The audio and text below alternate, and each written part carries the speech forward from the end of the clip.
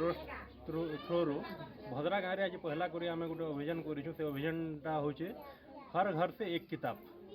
तार मुख्य लक्ष्यटा हूँ आम प्रत्येक घर के घर जाकर प्रत्येक गाँव प्रत्येक घर के घर जाकर सबुठ आम गोटे गोटे बुक कलेक्ट करी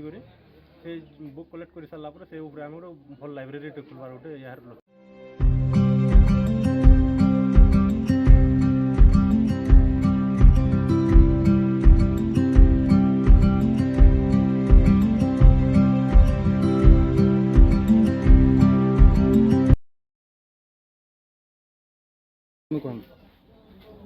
हर घर से हर किताब जेन प्रयास होचे एटा बहुत बढ़िया बढ़िया प्रयास है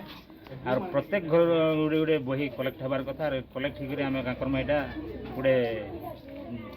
ई लाइब्रेरी बनामा और ई लाइब्रेरी रे समस्ते पढ़बे समस्ते छुआन पिला समस्ते पढ़बे और ज्ञान केन्द्र पाइबे से विकास लगे ये आम यूएस चैरिटेबल जेन ट्रस्ट अच्छे ट्रस्ट यहाँ बहुत बढ़िया प्रयास कर मुझे बहुत बहुत धन्यवाद देना।